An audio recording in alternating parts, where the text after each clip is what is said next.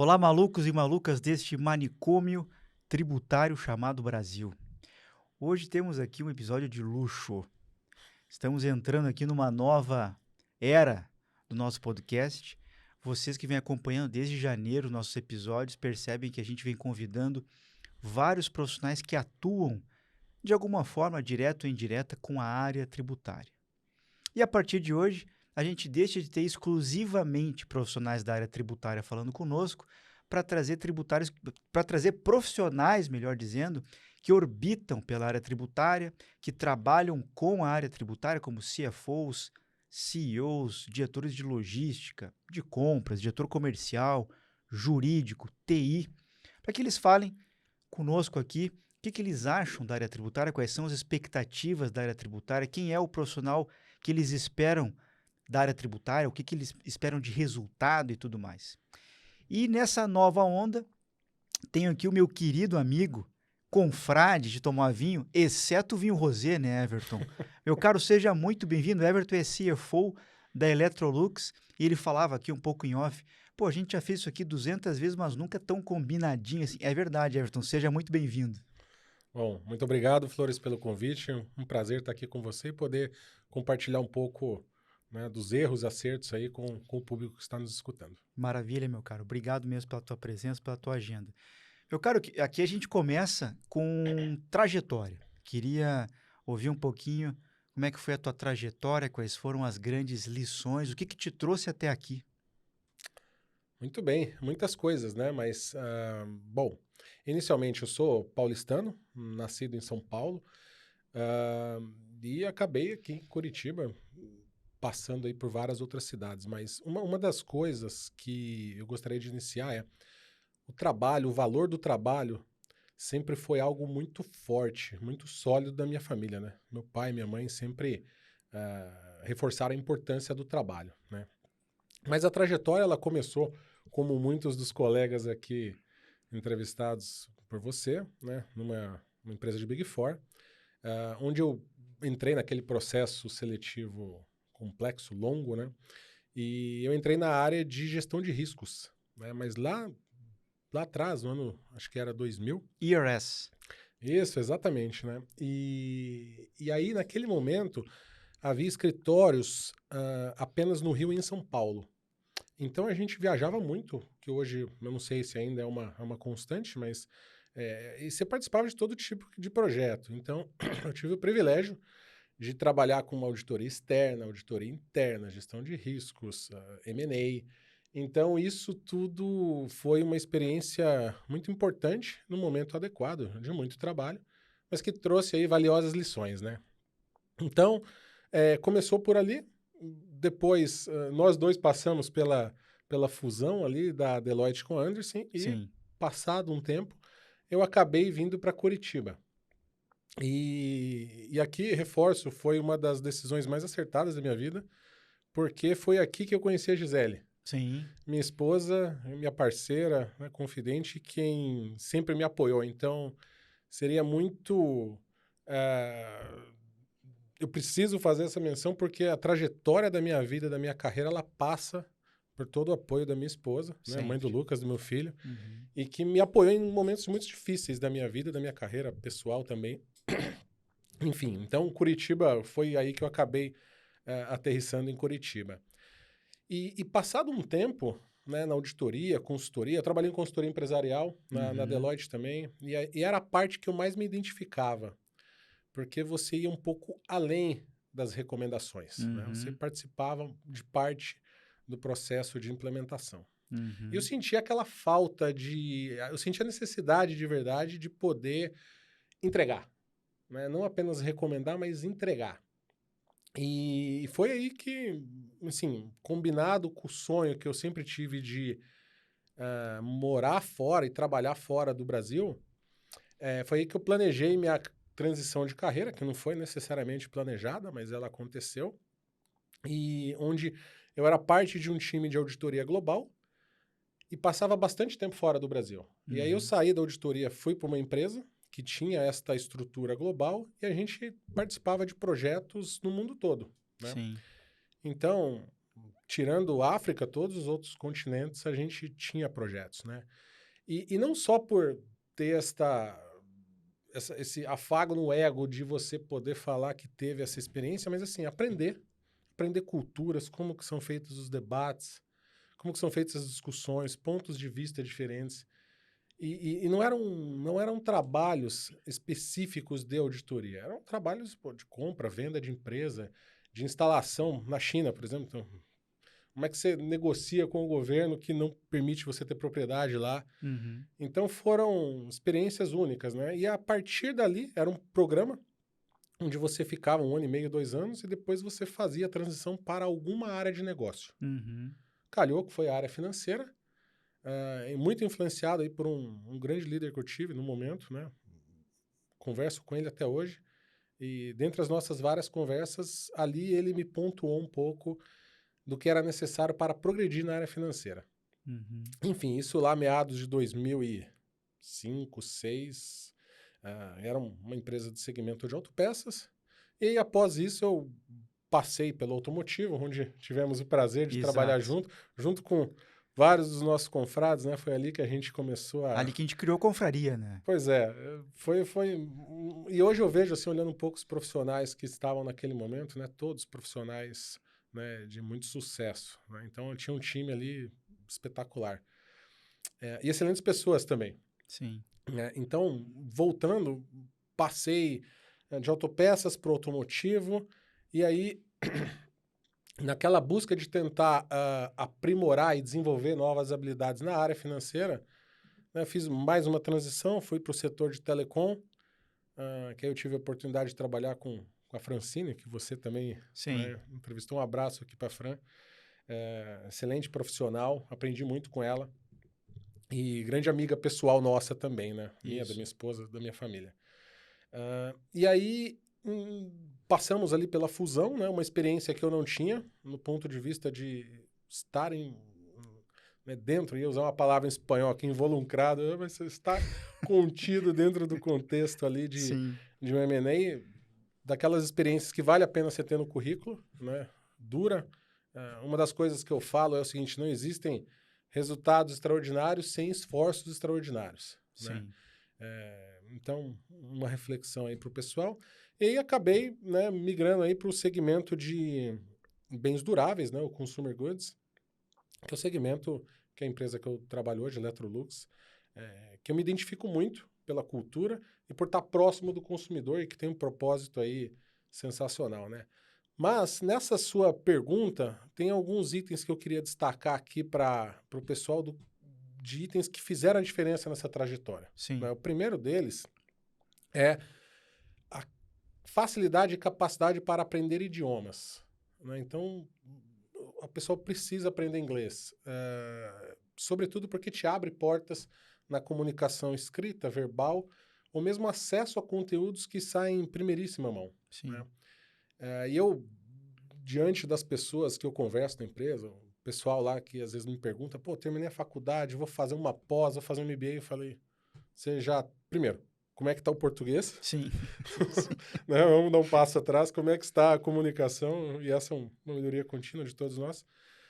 Segundo, o inglês, Uhum. porque ele é um acelerador, Sim. né? E isso faz muita diferença. Segundo, é fazer o que tem que ser feito. Nem sempre eu tive, né, me foi incumbida atribuições às quais eu estava morrendo de amores, né?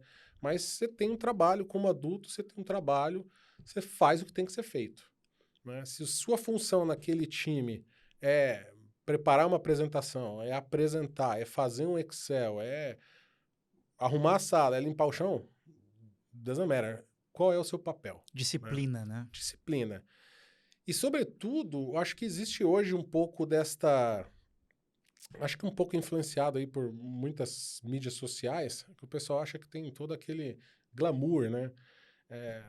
Na verdade, é construído com muito trabalho duro, né? De todo o time, né?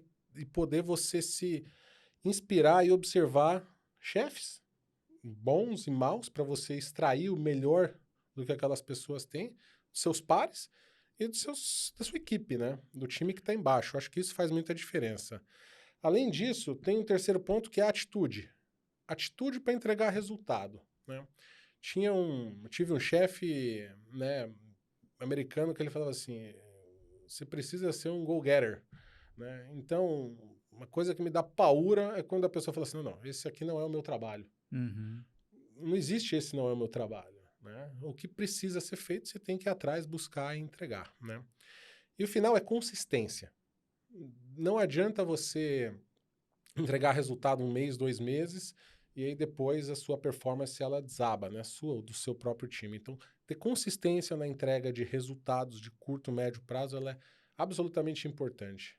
Eu não conheço, assim, nenhum executivo C-level que não teve consistência na entrega de resultados ao longo do tempo. Nenhum. Uhum. Então, acho que esses são pontos que fizeram a diferença na minha trajetória, né? Na minha e de muitas outras pessoas que aqui estiveram. Eu vou agregar aqui, Everton, um ponto que, que, que a tua carreira, quando a gente olha a tua trajetória, a gente enxerga isso claramente, que é a adaptabilidade. Quando a gente vê um profissional passando por gestão de riscos, auditoria interna, controladoria, ao mesmo tempo passando por consultoria, setor automotivo, Tier 1 ali, depois realmente passando por veículos leves ali, como a gente passou juntos, telecom e hoje consumer goods, com certeza você se adaptou a várias funções e culturas diferentes, né?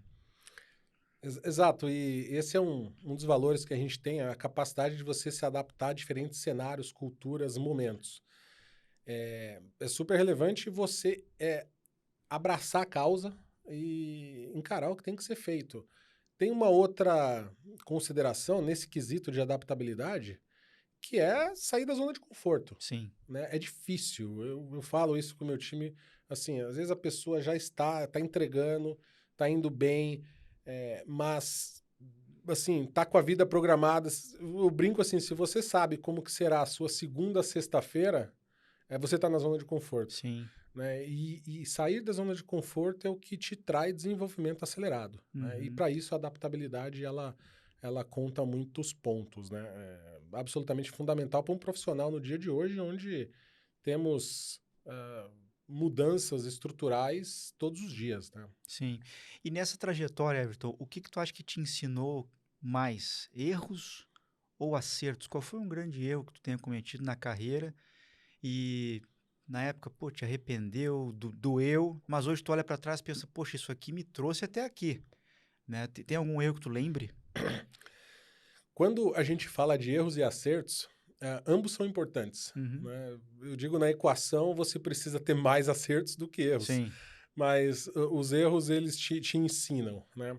E começando pelos acertos, eu comentei alguns aqui na trajetória, de vir para Curitiba, né, conhecer a Gisele, fazer esses movimentos de transição de empresa para aumentar a empregabilidade, aumentar o conhecimento, foram grandes acertos.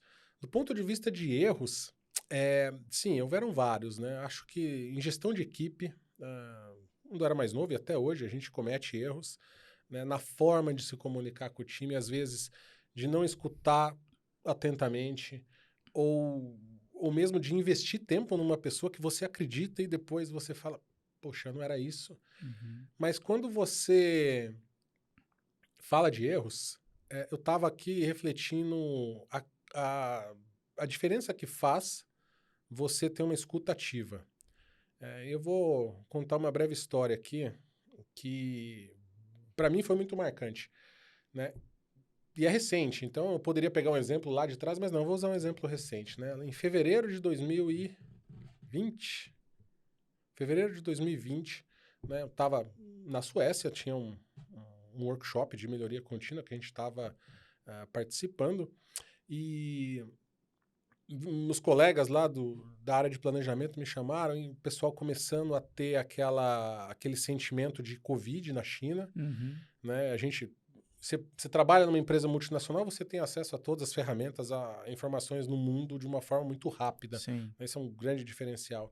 E aí o pessoal me chamou e falou, Everton, poxa, a gente precisa fazer uma simulação do cenário dos impactos da Covid, né? Eu olhei para ele e falei assim, meu caro, isso não chegou lá ainda, né? Sim. Estamos num país tropical, né? E aí o pessoal já começando a fazer simulações assim, terríveis, de se preparar para o pior, né?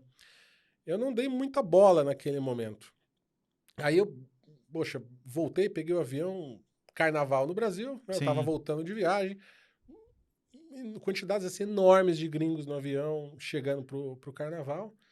E aí ali me acendeu a luz, eu falei, se tem vírus e tá circulando, isso Tá aqui no vai avião. acelerar. Tá aqui no avião, né? Exatamente. E ali, passados mais alguns dias, né? Aí eu lembro como se fosse ontem, a gente tava com o Ricardo, que é o CEO, a gente tava num call com o CEO Global, e justamente naquele dia, acho que era 8, 9 de março, a gente falou, olha, foi constatado oficialmente o primeiro caso, né? 8 de março, achei que era uma quarta-feira de cinzas. E aí o nosso CEO Global falou assim, olha, pode esperar, questão de tempo até alastrar. Aí me veio aquela reflexão, eu falei, poxa, eu escutei essa história mais ou menos um mês ou 15, 20 dias atrás. Sim, Aí eu poderia ter iniciado as ações para a gente se preparar melhor, né? Então a sim. gente fez um excelente trabalho, mas para mim aquela lição foi assim, poxa, escutar um pouco mais, né, e ter humildade, Uhum. né? Foi uma baita lição que eu tive nesse cenário aí de pandemia. Legal. Everton, tu falou um pouquinho, com certeza essa pergunta que eu vou te fazer, de alguma maneira tu respondeu em parte aqui, mas queria te perguntar diretamente. O que que tu acha que é importante para um líder? Tu citaste aí um pouco de escuta ativa, humildade, saber tratar com as pessoas. É por aí mesmo? Alguns outros pontos que você acrescentaria no repertório?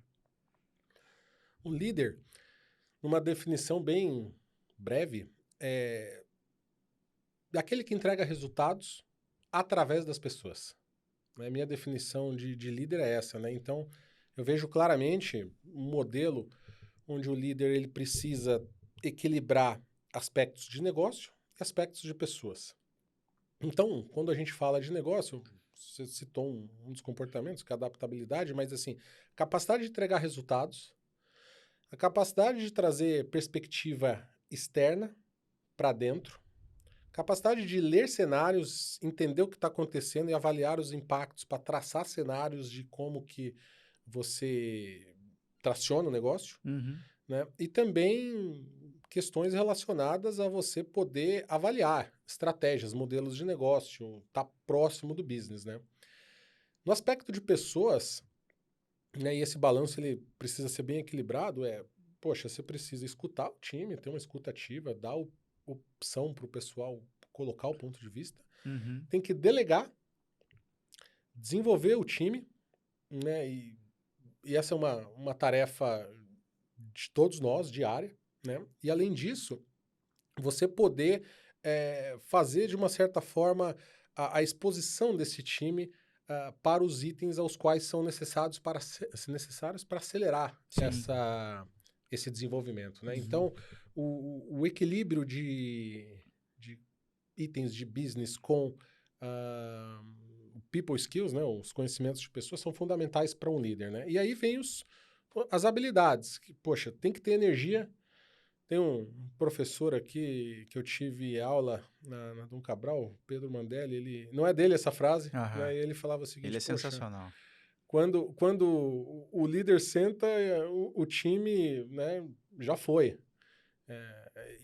E é mais ou menos uma metáfora assim, você precisa ter energia para acionar o negócio, para impulsionar, para inspirar o time, né? Então isso faz toda a diferença. Segundo, você está aberto a mudanças e poder fazer o driver de resultados, né? E também um skill aqui de crescimento, né? Poxa, como que eu aprendo? Como que eu desenvolvo? Estar aberto a aprender sempre. Acho que isso faz parte de todo líder, combinado com pitacos aqui de humildade, né? Uhum. Quanto mais você vai acelerando na carreira, acho que mais humilde você precisa ser e se colocar numa posição de estar aberto a todos. Né? Gerar Sim. abertura é fundamental para estruturar uma base da pirâmide de confiança que é fundamental. Muito bom, meu caro. Everton, eu quero te dizer o seguinte, eu não consegui ser o camisa 10 do Grêmio, eu não consegui ser medalhista olímpico e nem vocalista do Coldplay. Me restou ser gestor tributário. Eu queria te perguntar o seguinte, se o Everton não fosse executivo, o que que o Everton seria da vida? Essa é uma pergunta difícil, viu? Mas eu refleti, pensando um pouco aqui na sua consideração. Você sabe, eu contar uma história aqui que eu acho que eu nunca contei, né? Uhum. Meus amigos mais íntimos conhecem. Quando eu era criança, eu pintava muito bem, Aham. desenhava muito bem. E aí fiz aula, fiz curso de desenho, né? E esse é no final do dia, é um hobby que eu tenho, né? Desenvolvido com meu filho, né? A gente desenha muito junto, né? Acho que isso é Uhum. bem legal. Mas eu não consigo me imaginar um artista, Aham. né?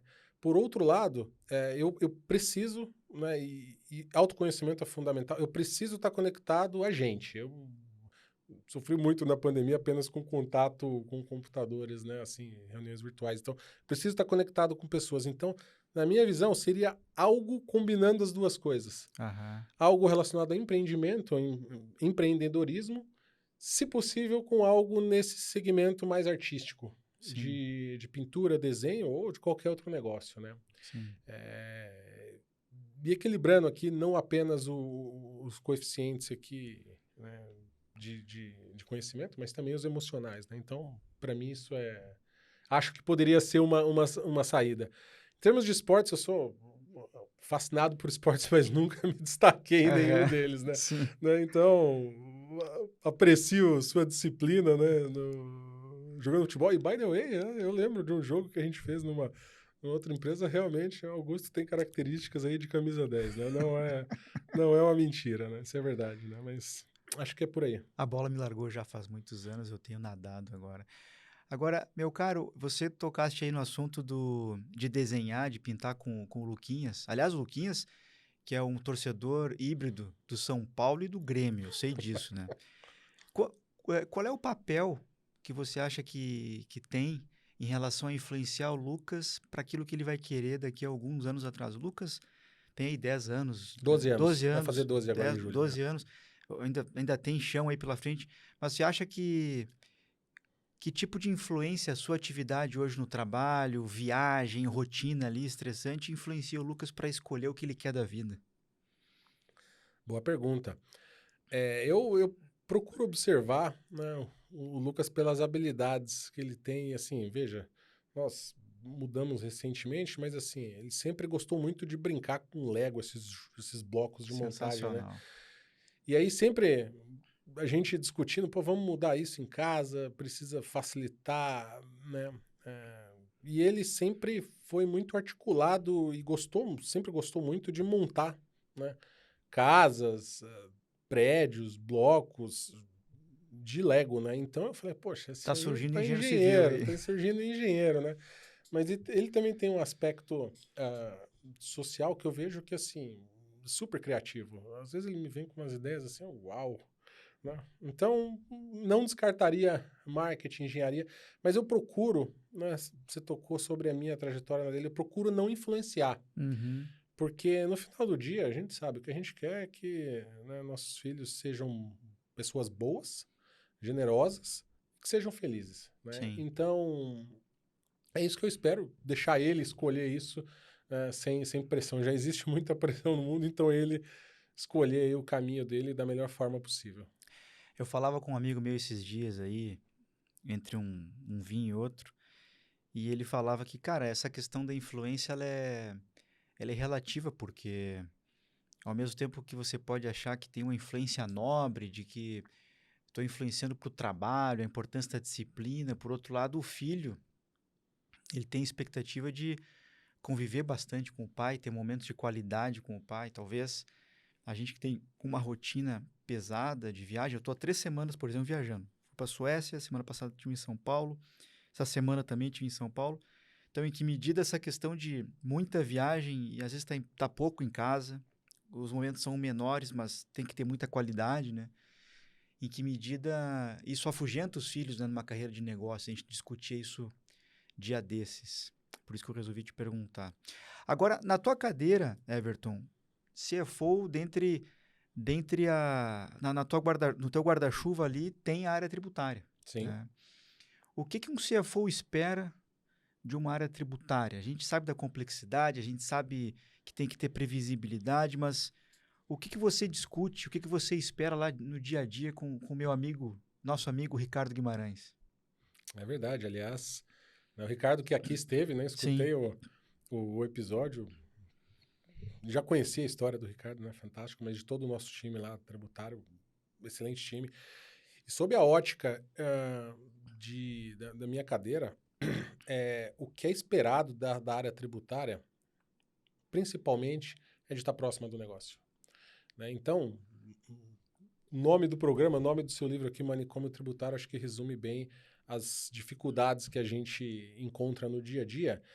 E essa área ela precisa desafiar o negócio, porque ela consegue ter uma visão, né, clara de qual é o melhor desenho para aquele negócio. Então, estar próximo do negócio, desafiar o negócio, questionar o modelo. Eu tenho um armazém em determinado estado, em outra cidade, poxa, precisa ser lá? Sim. E se mudar para lá e para cá? Qual é a minha inteligência no meu modelo de negócio, no meu modelo de precificação? É uma das coisas que a gente está trabalhando que é fundamental. Né? A área tributária ela envolve e ela pega todos os aspectos do resultado da empresa. Né? Então, a minha expectativa é de estar cada vez mais próximo do negócio, com escuta ativa e desafiando, né, os gestores da empresa para poder impulsionar os resultados. Né? Uhum. Então, e além disso, um dos outros aspectos da área tributária, a gente percebe, né, e isso a gente, nossa, caminhou assim muito, muito, que é utilizar uma linguagem não técnica. Utilizar uma linguagem de business. Se a área tributária começar a ter reuniões com áreas de negócio falando em siglas, o pessoal não vai dar a devida atenção. Então, acho que existe um exercício de ambos os lados, do business entender um pouco mais, né, os impactos tributários, mas também da área tributária se colocar numa posição de explicar quais são os impactos numa linguagem palatável para o ouvinte, Sim. né, para o receptor, porque às vezes uma excelente ideia ela não traciona por excesso de contexto, excesso de dados e uma linguagem muito técnica. Né? Então, eu avalio nesse aspecto. Primeiro, comunicação e segundo, primeiro, próximo do negócio, segundo, comunicação. Sim. Seria essa a razão, Everton, talvez, pela qual a gente vê poucos executivos da área tributária subindo a cadeira de CFO. Eu lembro aqui de alguns, na minha trajetória conheci alguns aqui, me lembro do Kenji, que está na DM, me lembro do Eduardo Vaniz, que está na GSK, inclusive está nos Estados Unidos. Me lembro do Marcos Vinícius Crescencio, que está na Gerdau, também nos Estados Unidos. Sou capaz de lembrar do Pablo. O Pablo recentemente foi promovido a CFO na Marco Polo, todos eles com uma origem tributária. Por que não tem tanto gestor tributário se não CFO? Tem alguma questão aí? Você tem alguma dica? Essa é uma boa pergunta. E uma dos itens que eu anotei aqui de dicas culturais é porque... Veio preparado já, então. Não, Né? estou preparado aqui. Porque generalistas triunfam em um mundo de especialistas, eu acho que é um pouco isso. O profissional da área tributária, ele acaba entrando tanto na parte técnica, e é necessário pelo próprio desenvolvimento do trabalho, que às vezes ele não dá tanta atenção ou importância em outras habilidades, que são habilidades essenciais para você chegar num posto de C-level, entendeu? Então, ter múltiplas experiências é fundamental. Por exemplo, num posto de CFO, não vou nem falar a parte de contabilidade, a parte técnica, que isso é given. Sim. Né? Precisa ter. Mas, assim, aspectos de, projeção, de planejamento, de leitura de cenário, estratégia. Então, o que eu percebo é que os profissionais da área tributária que saem da zona de conforto e vão para outras áreas do negócio, eles triunfam porque tem uma capacidade absurda de entregar resultados, né? E no final do dia tem muito a ver com o que cada indivíduo quer. Né? O que você quer para sua cadeira? Tem isso o que você quer para você? Tem profissionais que... E assim, a transparência é fundamental. Que o sonho dele é ser... Não, eu quero ser um conselheiro. Eu quero ser um responsável tributário da empresa A, B ou C. E tá tudo certo nisso, né? Não tem problema. Agora, aqueles que almejam circular e ter uma experiência complementar em áreas de negócio ou em outras áreas dentro da área financeira mesmo, né? controladoria, área de planejamento, própria área de tesouraria, né? São alicerces importantes para você chegar num posto desse. E aqui eu acho que vale um ponto, uma conversa que eu tive lá atrás, não falei na minha trajetória, mas quando eu estava traçando o meu plano, meu objetivo de carreira, eu queria chegar num C-Level, a pessoa, né, na época o meu líder, ele me explicou o seguinte, falou, olha, Everton, para você chegar nesse posto, esse é o seu objetivo, tem diversos caminhos, nenhum deles é linear. Então você tem aqui, se você quer chegar num posto de CFO, você precisa estar aqui, ó, contabilidade, controles internos, investor relations, planejamento, crédito, cobrança, tesouraria, tax, e por aí vai. Uhum. Risk management, né? E por aí vai, planejamento financeiro. Ele falou assim, você não vai conseguir fazer o ideal, que é passar 3 anos em cada uma destas cadeiras para você estar completo. Verdade. Então você precisa selecionar a dedo quais delas você vai fazer o aprofundamento, né, o que em inglês eles chamam de depth, e o que você vai fazer o breadth, que é a abrangência. Uhum. E tendo isso muito claro, muito mapeado, facilita o caminho. Uhum. E aí a pergunta que eu fiz para ele foi, tá, mas como é que eu sei quais delas? Ele falou assim, é muito simples, olha para o seu currículo. Quais delas você já passou? Tica. Sim. Já fiz. Ele falou assim, agora observa.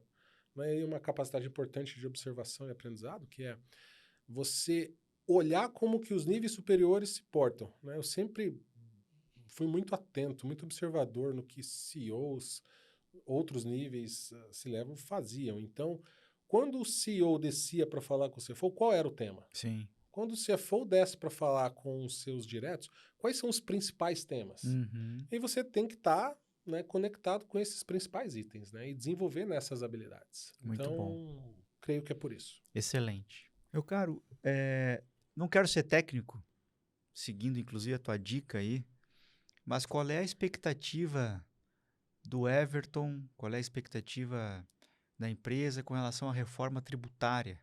Como é que vocês vêm acompanhando o tema? Eu tenho discutido aí com vários amigos que quão útil é fazer exercícios em cima de como será esse novo imposto, qual é o impacto que vai ter. Eu acho que está muito ainda difícil fazer esse exercício aí de futurologia. Mas, de uma maneira geral, quando vocês leem essas manchetes no jornal, ou quando os teus chefes leem essas manchetes no jornal, eles vêm, te procuram para discutir qual tema, qual é a grande expectativa em relação à reforma.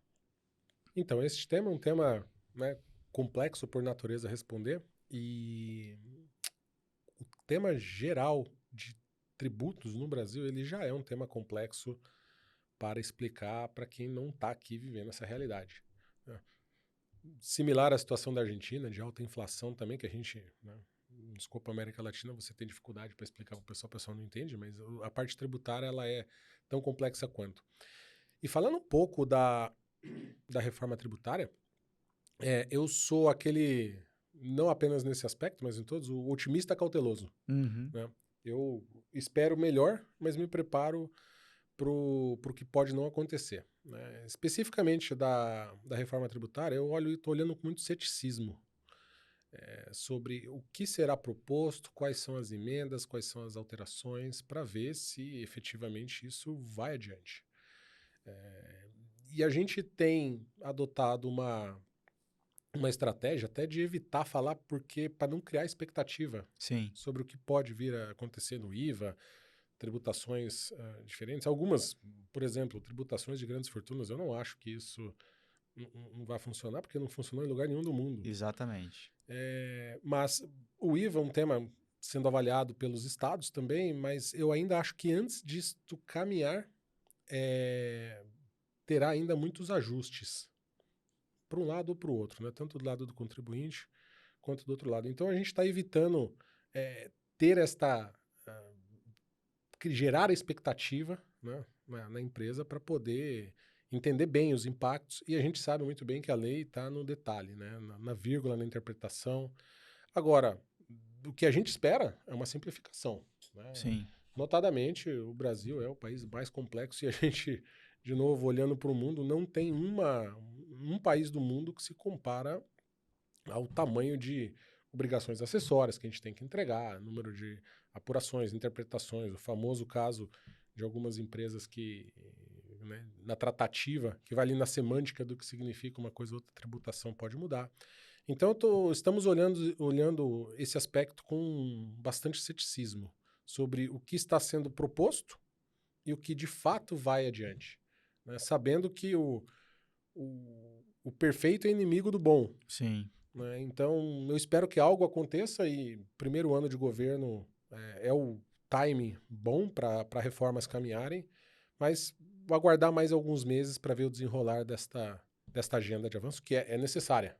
Agora, quais são os termos ainda não muito claros. Eu também sou entusiasta, meu caro, e eu me associo contigo nesse grupo dos otimistas cautelosos.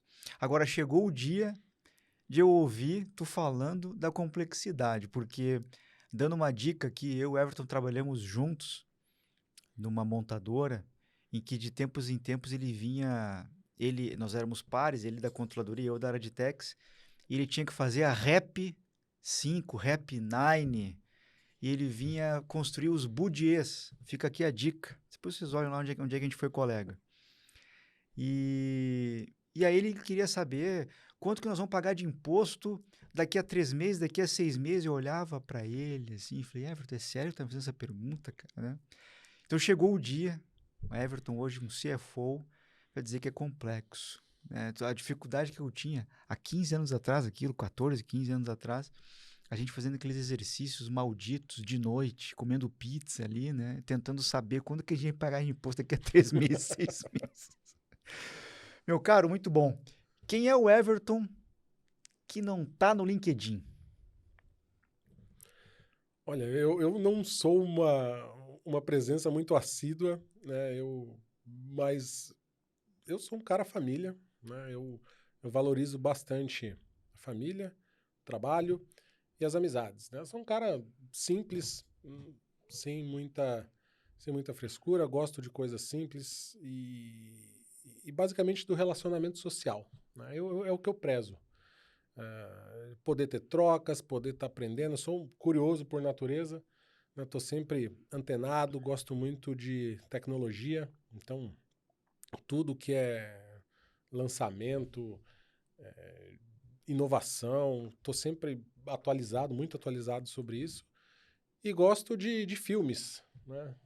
Eu realmente sou um entusiasta de Star Wars, né? Desde quando eu era criança. Muito bom. Foi um dos primeiros filmes que eu me recordo de ter assistido. Depois, pô, acabou a magia, né? Porque você descobre como foi filmado aquilo, você fala, realmente, o cara era um gênio. Sim. É um gênio. E basicamente, alguém que busca o melhor, sabe? Você fazer o melhor, ajudar as pessoas. A gente, né, eu não faço muita propaganda, mas tem bastante atividades para poder contribuir para a sociedade, e porque eu acredito muito nisso, que você tem que deixar o mundo melhor do que aquele que do que herdamos aqui. Né? Sim. Então, ajudar o próximo faz parte do Everton, que não está no LinkedIn. Muito bom. E o Everton não tá no LinkedIn, toma vinho também com a gente lá no nosso grupo. Às vezes. Né, com Menos do que eu gostaria. Isso, e muito menos, né? Junto com o Japa que vai vir nos visitar aqui também, o Souza, a turma toda. Meu caro, essa última sessão aqui do nosso bate-papo, eu costumo chamar de pitacos culturais.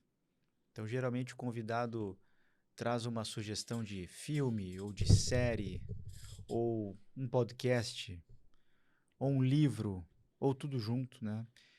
Mas mais importante do que a própria sugestão é o que ele te trouxe de aprendizado, o que te traz de aprendizado. Queria te ouvir um pouco sobre isso, essa tua curadoria cultural.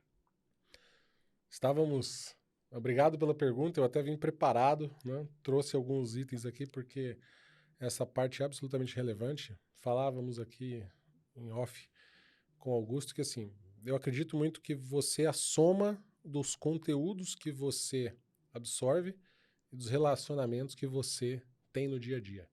Isso faz com que você se desenvolva. Então, hoje em dia tem muito conteúdo disponível, muito mais do que quando eu era estudante. Eu ainda sou estudante, mas assim, a quantidade de conteúdo disponível é enorme em diversas mídias e plataformas, né?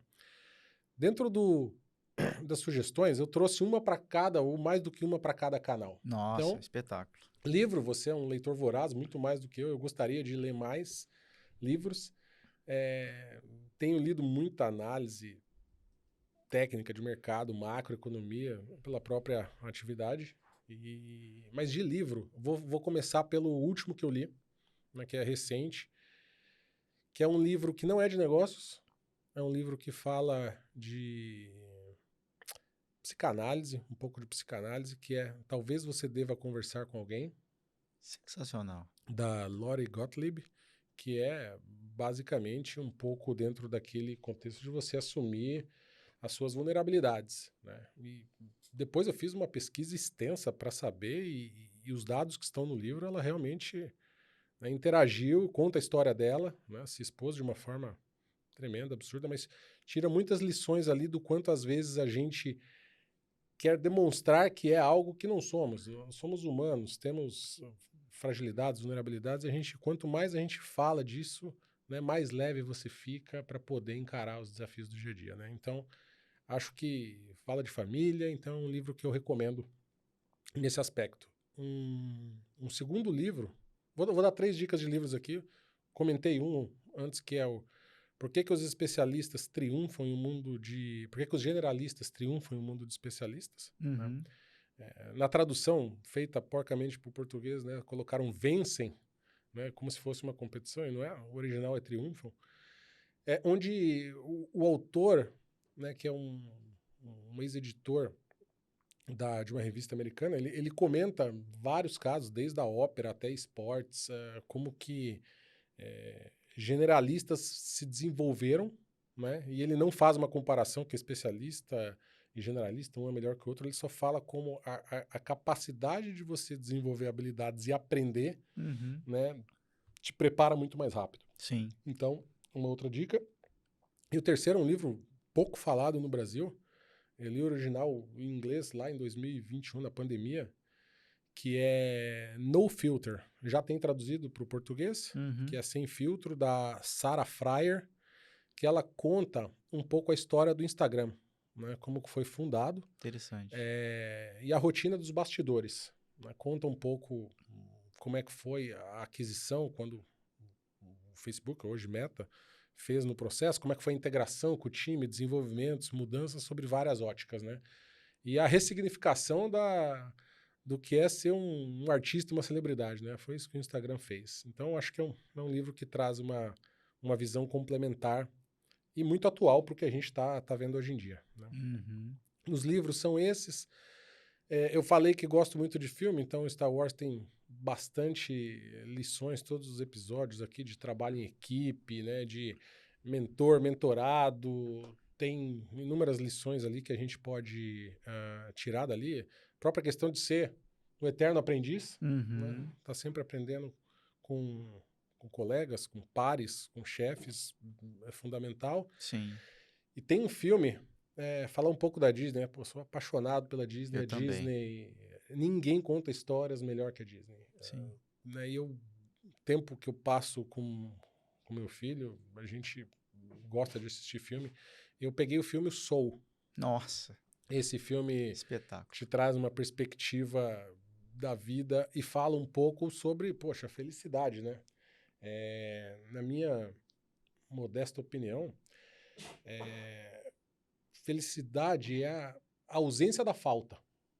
As pessoas estão sempre buscando aquilo que elas não têm, mas quando você conquista, você compra alguma coisa, você, né, já está de olho na próxima e você nunca está satisfeito, né? Então, você estar satisfeito, se você tem saúde, amigos, tem um trabalho, faz o bem para a sociedade, pô, você é feliz, eu sou feliz, né? Uhum. Então, você precisa, uma palavra em inglês aqui que é fulfillment, ter aquele senso de preenchimento Sim.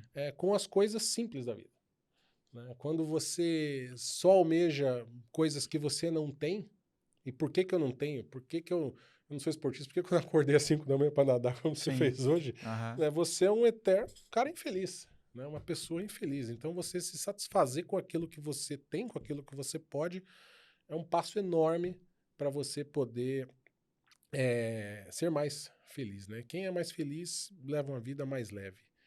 E filmes, séries. Netflix também tem uma quantidade enorme de histórias. Tem uma que é Untold, que fala histórias de esportistas que, né, tiveram desafios psicológicos e o pessoal olha esportista, olha artista, acha que a vida é toda um glamour, né? Não faz ideia das pressões que esse pessoal sofre, né? Dos desafios psicológicos e mentais que passam, né? Então, Sim. entra um pouco aqui inteligência emocional, que nós latinos somos muito emotivos, né? A gente trabalha com europeus, assim como você trabalha com sueco, a gente percebe claramente a diferença em como que eles lidam com notícias positivas ou negativas, né? Acho que inteligência emocional é um item a extrair. E nas mídias atuais, falando um pouco, eu falei aqui que você é a soma dos conteúdos, tem muita coisa boa no Instagram, no Twitter. Vale a pena você olhar ou seguir aquelas pessoas que vão te agregar coisas, né? Sim. Gosto muito do pessoal do G4, né?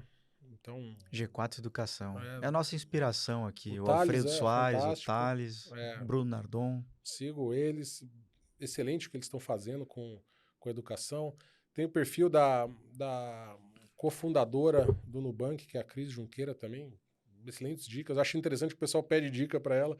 Ela fala assim, pô, pessoal, mas ninguém olhou o histórico aqui do que eu já publiquei, né? Então, tem perfis muito bons. E falando de série ainda do Netflix, tem a The Playlist, que conta a história do Spotify, Sim. sob a ótica do investidor, sob a ótica do advogado, sobre a ótica de distintos atores no processo, bem interessante.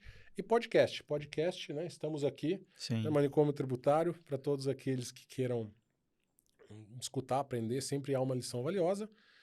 E eu falei aqui, que estávamos no off aqui, falando, dividindo um pouco contigo, o podcast do Joe Rogan, J-O-E Rogan, que acho que é um dos únicos, não sei se ainda é o único, mas ele foi o primeiro, né, podcaster a ser contratado pelo Spotify. Então ele tem entrevistas assim, longas até, mas de uma profundidade absurda, né? Navega em temas que vão desde religião até saúde humana, até inteligência artificial, com humor, com rap. O cara é um camaleão ali, né? Uhum. Então acho que é bem interessante que hoje em dia tem uma abundância de conteúdo para cada um poder fazer a sua seleção e se desenvolver. Muito bom, meu caro. Tu falaste do G4, eles têm o podcast Extremos. Eu ouço direto também, gosto muito. Tem muita gente boa ali. Sensacional. O filme Soul, cara, é um dos filmes mais marcantes da minha vida. E aquele filme reforçou a ideia que eu já vinha trabalhando de que felicidade está dentro, né? Onde é que ela está, a felicidade? Será que ela está naquele carro que a gente quer? Será que ela está naquela casa que a gente quer? Será que ela está naquela viagem das próximas férias? E não está em lugar nenhum, ela está dentro. A felicidade é um estado de espírito. É você estar pleno, né? Perfeito. Você usou o fulfill aí, né? Você está pleno, uma outra tradução aqui, com aquilo que você tem, com aquilo que você é, com aquilo que você se tornou, né? Acho que é um pouco isso. O filme me ensinou muito isso. Eu já assisti aquele filme umas 3 vezes. É, muito bom. E tem outros, né? Você pega da própria Disney, tem um que eu tinha anotado aqui, não falei, mas assim, o Viva a Vida é uma Festa também, Sim, também. assim, Também. a história é didático, é leve para assistir com a família e tem lições assim valiosíssimas, né? Sim. Muito bom. E de esportistas eu tô terminando o Phelps, espetáculo, né? A psicologia do cara, o cara, maior atleta olímpico da história, né? Acho que nunca vai ter outro. Ele fala muito da disciplina dele, né? De treinamento, chegou a nadar 80, 90 quilômetros por semana. Ele fala quando ele perdeu nas Olimpíadas de Atenas para o Ian Thorpe, né? Maior atleta australiano ali. O maior cara que mais nadou, né? Nado livre da história. E aí a imprensa veio para ele porque tinha uma expectativa que naquela Olimpíada ele ganhasse 7 medalhas de ouro. Ele tinha 19 anos, para igualar o Mark Spitz na Olimpíada de Munique de 72. E aí a imprensa veio para ele e falou: então você é um dos maiores casos de fracasso, né, nos esportes olímpicos. E ele respondeu, falou, cara, por que fracasso, né? Se eu tô dando o meu melhor para realizar um sonho, né? E 4 anos depois ele vai lá para Pequim né? O resto é história, né? O cara realmente arrebenta ali, né? Com 23 anos. Sensacional, né, cara, essa parte dos esportistas. Meu caro, mais uma vez, obrigado pela tua presença. Eu queria deixar esses minutinhos finais, antes dos meus avisos finais, uma mensagem final, uma mensagem de otimismo, enfim, aquilo que você queira deixar aí para nossa audiência que está te ouvindo atentamente e com certeza aprendendo bastante. Tá ótimo, meu caro. Bom, mais uma vez aí, obrigado pelo convite. O tempo voou, né? Muito, muito rápido aqui. E espero ter contribuído e ter feito aí a diferença positiva, né, nos ouvintes que escutarão o episódio aí até o fim, né? Acho que a mensagem é enjoy the ride, né? Aproveite a jornada, porque a gente falou um pouco aqui de felicidade, né? E a gente está sempre na busca do próximo item a comprar, uma sociedade consumista, e a gente realmente precisa estar pleno, estar satisfeito com aquilo que nós temos, né? Obviamente, buscando sempre o melhor, mas eu me vejo, né?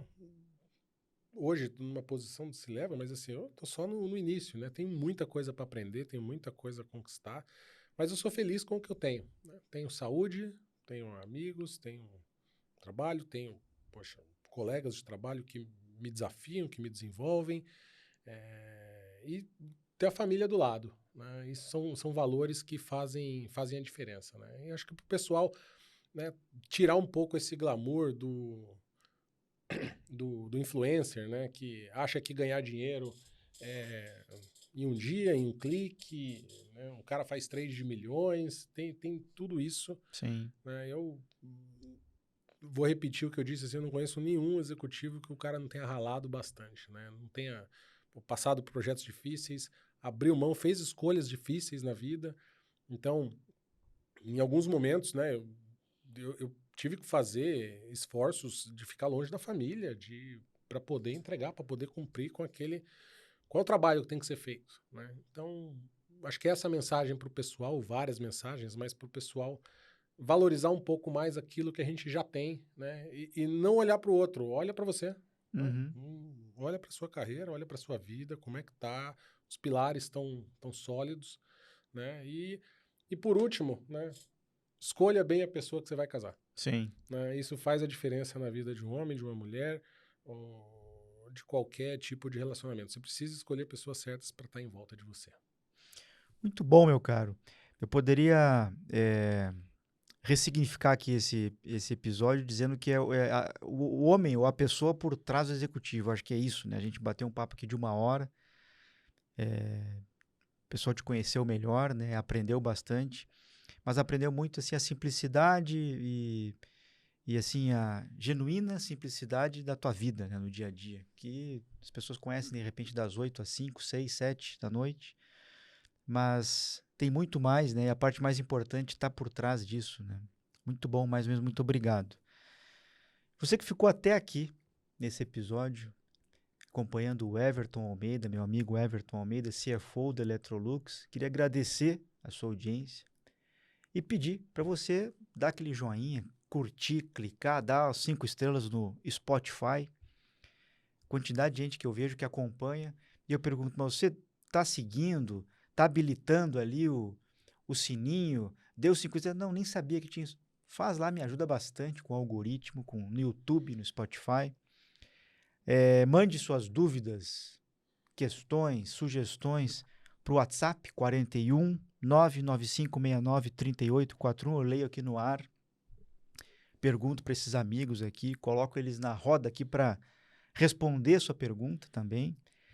Augusto Flores Oficial, no LinkedIn, no Instagram, no Facebook, tem meu site também, augustoflores.com.br, lá tem vídeo, você pode agendar mentoria, pode comprar livro, meu livro, aliás, você pode comprar pela editora Viseu, pela Amazon, você pode me pedir também no Instagram, eu mando autografado para todo o Brasil. Acho que era isso. Muito obrigado.